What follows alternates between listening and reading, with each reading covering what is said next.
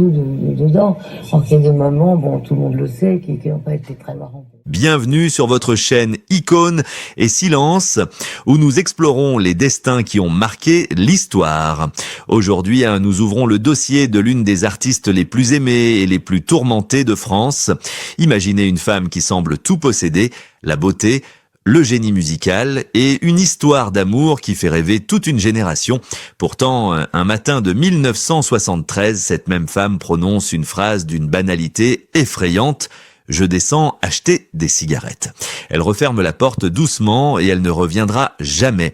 Ce n'est pas le début d'un roman policier, mais le premier acte de la tragédie intime de Véronique Sanson. Aujourd'hui, à l'aube de ses 77 ans, celle que l'on surnomme la drôle de vie porte sur son visage et dans sa voix les marques du temps. Sa voix, devenue rocailleuse et profonde, ne chante plus seulement l'amour, elle raconte la survie. Pendant des décennies, le public a vu Véronique derrière son piano. Cette guerrière blonde secouant sa mèche rebelle, chantant la liberté avec une énergie féroce, mais qui écoutait vraiment les paroles qui voyait. Sous les projecteurs aveuglants de l'Olympia, les cicatrices invisibles sur son âme, comment une idole peut-elle se sentir une fois le rideau tombé, comme une prisonnière dans sa propre existence ? Désormais, Véronique a cessé de fuir. Elle s'assoit, nous regarde droit dans les yeux et brise enfin l'omerta qui a entouré ses années les plus sombres. Elle est prête à évoquer ceux qui l'ont précipitée dans un gouffre émotionnel. Elle ne pointe pas du doigt des ennemis imaginaires, mais désigne trois ombres bien réelles qui ont hanté sa vie. D'abord, un amour passionnel devenu une prison dorée au milieu des neiges du Colorado. Ensuite, la pression écrasante d'une industrie qui exige toujours plus. Et enfin, ce faux ami liquide, ce poison qu'elle a cru être un remède et qui a failli lui coûter la vie. Dans ce documentaire, oubliez l'image glacée des magazines, nous allons vous raconter l'histoire d'une résilience, l'histoire d'une femme qui a dû traverser l'Atlantique, affronter la violence psychologique et vaincre la maladie pour enfin, aujourd'hui, oser dire sa vérité. Mais pour comprendre cette colère froide et cette soif de liberté, il faut remonter au tout début, à l'époque où tout semblait parfait, avant que le ciel ne s'effondre. Mais avant que le rêve américain ne vire au cauchemar, il y avait une autre vie, un autre amour et une ascension fulgurante qui a failli tout brûler sur son passage. C'était le début des années 70, une époque charnière où la France avait soif de nouveautés. Le pays tournait la page des années yéyé, insouciante et cherchait une voix plus profonde, plus authentique et soudain, elle est apparue, une jeune femme blonde assise derrière un piano noir, chantant avec une fougue que l'on ne connaissait alors qu'aux rockers anglo-saxons. Véronique Sanson n'était pas seulement une interprète, elle était une révolution. Jusqu'alors, les femmes dans la chanson française étaient souvent des muses immobiles, mais Véronique, elle, faisait corps avec son instrument, martelant les touches avec une passion qui laissait le public sans voix. Son premier grand album, sorti en 1972, a eu l'effet d'une bombe. Avec le titre « Amoureuse », elle ne se contentait pas de chanter l'amour, elle en décrivait la complexité, la soumission et la fièvre. Sa voix, ce vibrato unique qui semblait venir des tripes, a secoué les ondes. Des chansons comme « Besoin de personne » ou « Chansons sur ma drôle de vie » sont devenues instantanément des hymnes pour toute une génération. Elle incarnait la modernité, une liberté nouvelle, celle d'une femme qui compose, écrit et vit à 100 à l'heure. Chaque concert était une communion, chaque apparition télévisée un événement. La France entière était tombée sous le charme de cette fille qui semblait si forte et si fragile à la fois. Mais on ne peut pas raconter l'ascension de Véronique sans évoquer l'autre moitié de son âme, Michel Berger, si Véronique était la voix. Michel était l'architecte, le visionnaire qui avait su canaliser ce talent brut. Ils formaient le couple idéal de la musique française, beau, jeune, talentueux, vivant une osmose artistique et amoureuse qui semblait indestructible. Ensemble, ils créaient une musique sophistiquée, mélangeant la pop, le rock et la chanson à texte. Le public les voyait comme des fiancés éternels, unis par une mélodie sans fin. Ils étaient l'image du bonheur parfait, affichés en couverture des magazines, souriant à un avenir qui semblait tout tracé. Pour les spectateurs, Véronique était plus qu'une star. Elle était devenue une petite sœur nationale, une amie intime dont on fredonnait les peines et les joies. Pourtant, derrière les disques d'or et les salles combles, un vertige s'installait. La gloire est une lumière qui brûle autant qu'elle éclaire. À peine âgée de 20 ans, Véronique vivait dans un tourbillon incessant entre les studios d'enregistrement, les tournées épuisantes et la pression de devoir toujours incarner cette perfection. Elle était aimée, oui, peut-être trop, ou peut-être d'une manière qui commençait à l'étouffer. Elle sentait grandir en elle un vide que les applaudissements ne parvenaient plus à combler. Une soif d'ailleurs, une envie sauvage de briser cette image trop lisse que l'on avait construite pour elle. Tout semblait pourtant aller pour le mieux. C'était le printemps de 1973. La France entière vivait au rythme de ces tubes. Michel Berger, fou d'amour, travaillaient déjà sur leur prochaine chanson, persuadés qu'ils vieilliraient ensemble derrière leur piano. L'avenir semblait être une longue route tranquille pavée de succès et de romantisme, mais personne ne se doutait que le destin allait basculer en une fraction de seconde. Personne ne savait que dans le sac à main de Véronique, il n'y avait pas seulement des partitions, mais un secret qui allait tout détruire. Le décor était planté pour le drame et la scène suivante allait laisser la France entière en état de choc. Ce jour-là, le destin de Véronique Sanson a basculé sur un mensonge alors qu'elle était en studio avec Michel Berger, l'homme de sa vie. Elle a prétexté une envie de cigarette pour s'éclipser, mais elle n'est jamais allée au bureau de tabac. Elle a couru vers l'aéroport, le cœur battant à tout rompre, pour s'envoler vers les États-Unis, vers un autre homme, le rocker américain Stephen Stills.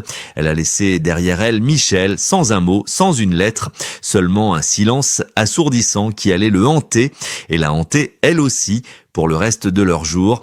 C'était une fuite en avant, un coup de folie guidé par une passion dévorante. Mais Véronique ignorait qu'elle venait d'échanger un paradis tranquille contre une cage dorée.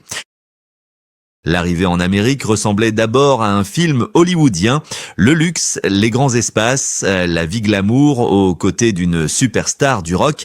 Mais très vite, le rêve a viré au cauchemar dans leur immense maison isolée au milieu des montagnes enneigées du Colorado. Les murs se sont refermés sur elle. Stephen Stills, cet homme qu'elle avait suivi par amour, s'est révélé être un génie torturé, possessif et dangereusement jaloux. Ce que le public français ignorait alors, c'est que leur idole vivait dans la peur constante, loin des scènes parisiennes. Véronique n'était plus la star adulée. Elle était devenue la captive d'un homme qui voulait la garder pour lui seul, coupée du monde et de ses racines. Elle a raconté plus tard des scènes qui glacent le sang. La violence n'était pas seulement dans les cris, mais dans la menace permanente. Elle a décrit des nuits où, terrifiée par les excès et les démons de son mari, elle devait dormir avec un couteau caché sous son oreiller pour se protéger. Imaginez cette jeune femme qui chantait la liberté avec tant de ferveur, obligée de guetter le moindre bruit de pas dans le couloir, craignant pour sa sécurité et celle de son fils. Christopher, elle était surveillée, ses appels téléphoniques étaient à contrôler et chaque tentative de rébellion était étouffée par une emprise psychologique implacable. Le Colorado, avec ses paysages grandioses, était devenu pour elle une prison de glace, un huis clos étouffant où personne ne pouvait l'entendre crier. Pourtant, c'est dans cette douleur que son art a puisé une force nouvelle. Paradoxalement, c'est en étant brisée qu'elle a composé certains de ses plus grands chefs-d'œuvre, comme l'album Le Maudit. Chaque note, chaque parole de cette époque est imprégnée de sa souffrance et de ses appels au secours lancés vers une France qui lui manquait terriblement. Elle chantait pour survivre, pour ne pas sombrer totalement dans la folie de ce quotidien violent. Elle envoyait des messages codés à travers l'océan, espérant que quelqu'un, quelque part, comprendrait qu'elle n'était pas heureuse, qu'elle regrettait sa fuite et qu'elle payait le prix fort pour sa trahison amoureuse. Les années ont passé dans cette tension insoutenable. Elle a fini par trouver le courage de s'enfuir à nouveau, d'arracher sa liberté et la garde de son fils au prix d'une bataille juridique féroce. Elle a réussi à quitter le Colorado, à quitter Stephen Stills, pensant avoir vaincu ses démons. Elle pensait être enfin libre, mais elle se trompait, car en quittant l'enfer conjugal, Véronique allait tomber dans les bras d'un autre ennemi, beaucoup plus insidieux, beaucoup plus patient, un ennemi qui ne la frapperait pas avec des poings, mais qui tenterait de la noyer doucement, vers après vers, et cette nouvelle descente aux enfers allait se dérouler sous les yeux de tous, sans que personne ne puisse l'arrêter. Le retour en France aurait dû être une libération, un triomphe. Véronique s'était échappée du Colorado. Elle avait sauvé sa peau et celle de son fils.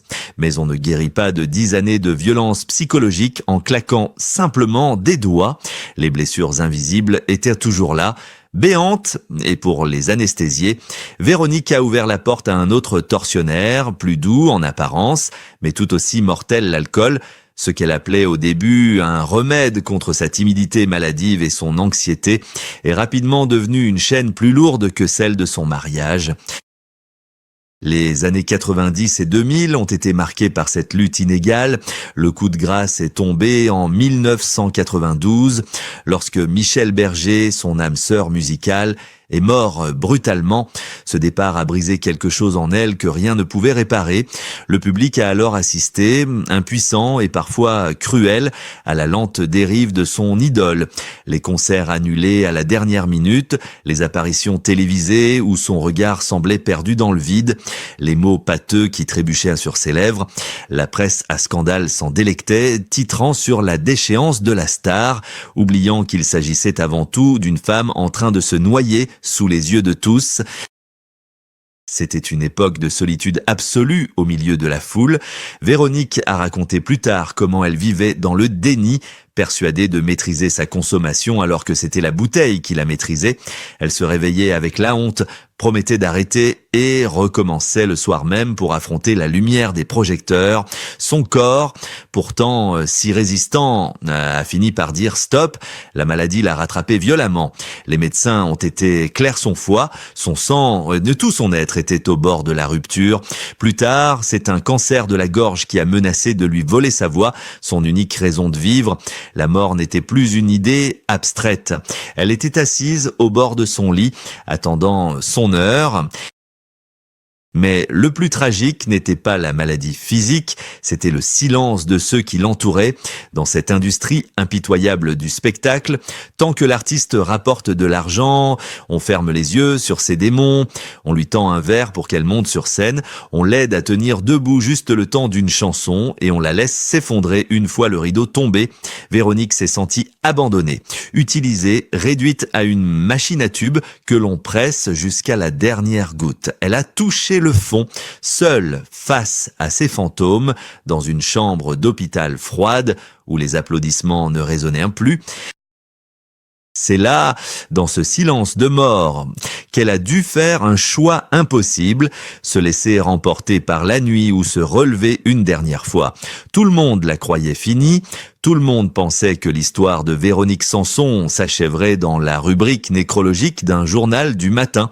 Mais ils avaient oublié une chose, cette femme est une survivante. Et lorsqu'elle a décidé de se battre, elle n'a pas seulement choisi de vivre, elle a choisi de parler, de tout dire, et sa vengeance allait être éclatante. Le temps de la honte est révolu. À 76 ans, Véronique Sanson a décidé que son héritage ne serait pas celui d'une victime, mais celui d'une combattante. C'est lors d'une confession publique bouleversante, face aux caméras qui l'ont scrutée toute sa vie, qu'elle a choisi de briser les derniers verrous de sa mémoire. Assise, le dos droit, la voix rauque, mais plus assurée que jamais, elle a ouvert son livre noir. Elle n'était plus la jeune fille qui fuyait pour acheter des cigarettes, ni la star déchue titubant sur scène. Elle était une femme qui reprenait le pouvoir en nommant un par un les architectes de son malheur. Le premier nom qu'elle a jeté dans la lumière crue de la vérité est celui de son tortionnaire américain. Avec des mots tranchants comme du verre, elle a raconté l'enfer du Colorado. Elle a brisé le mythe du couple rock glamour pour révéler la réalité sordide d'un homme qui tentait de l'anéantir. Il m'a aimé comme on aime un objet en m'enfermant à double tour, a-t-elle confié, en osant détailler les menaces, les armes et la terreur psychologique. Elle a non seulement libéré sa propre conscience, mais elle est devenue la voix de milliers de femmes qui, comme elle, ont subi la violence derrière les portes closes des belles maisons. Elle a refusé de pardonner à celui qui a volé 10 années de sa vie et de sa jeunesse. Mais sa colère ne s'est pas arrêtée là. Véronique a tourné son regard vers une entité plus vaste, plus insaisissable, l'industrie du spectacle. Elle a dénoncé le silence complice de ce système qui l'a vu sombrer sans jamais lui tendre la main. Elle a pointé du doigt les producteurs, les entourages, tous ceux qui préféraient la voir monter sur scène ivre de douleur tant que le spectacle continuait, plutôt que de l'aider à se soigner. Vous m'avez regardé mourir à petit feu et vous avez applaudi, semble-t-elle dire à ce monde impitoyable. C'était un réquisitoire implacable contre la machine à broyer les artistes, rappelant que derrière l'icône, il y avait un être humain en détresse que personne n'a voulu protéger.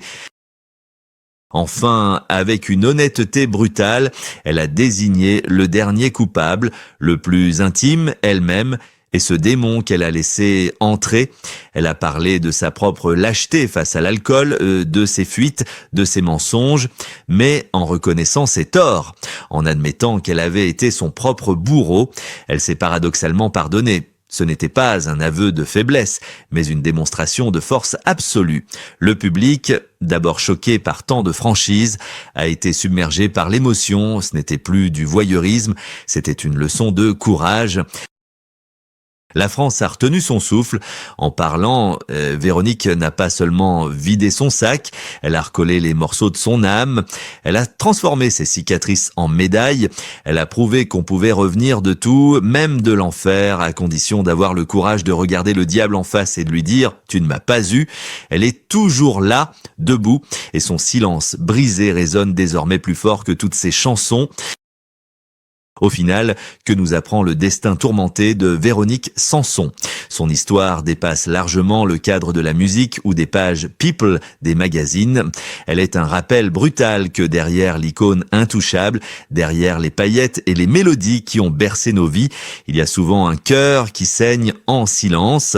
Véronique n'est pas seulement une star qui a survécu à ses excès ou à ses amours destructrices, elle est le symbole universel d'une résilience farouche. Elle est la preuve vivante que l'on peut revenir de l'exil, de la violence conjugale et même frôler la mort pour finalement rester debout. Aujourd'hui, quand elle s'assoit à son piano noir, ses mains tremblent peut-être un peu plus qu'avant, mais sa force est intacte. Elle ne joue plus pour prouver qu'elle est la meilleure ou pour séduire un public. Elle joue pour dire qu'elle est vivante. Elle a vaincu les trois ombres qui voulaient sa fin, la tyrannie d'un homme jaloux, l'indifférence cruelle d'un système industriel et les pièges mortels de l'addiction. Mais son parcours nous pose une question inconfortable à nous, spectateurs. Combien d'autres artistes n'ont pas eu cette chance ? Sommes-nous prêts à écouter nos idoles quand elles crient au secours, ou préférons-nous seulement consommer leur image parfaite sur papier glacé jusqu'à ce qu'elle se brise ? La voix de Véronique a changé, c'est vrai, elle est plus grave, elle porte les stigmates de ses batailles comme des médailles invisibles, mais c'est peut-être maintenant qu'elle est la plus belle, car elle est totalement vraie. Elle a brisé le silence non pas pour demander la charité ou le pardon, mais pour reprendre sa place de droit. Elle nous enseigne que la plus grande victoire n'est pas de ne jamais tomber, mais de se relever une fois de plus que les autres, de regarder ses démons dans les yeux et de continuer à chanter. Alors, la prochaine fois que vous entendrez les premières notes d'amoureuse ou de rien que de l'eau, n'écoutez pas seulement la mélodie. Écoutez le souffle d'une femme qui a traversé l'enfer pour nous rapporter la lumière. Véronique nous l'avait promis dans sa réponse musicale à Michel Berger, et elle a tenu parole malgré les tempêtes, les fuites et les douleurs. Elle est là, toujours là, et c'est peut-être cela la véritable définition d'une icône éternelle.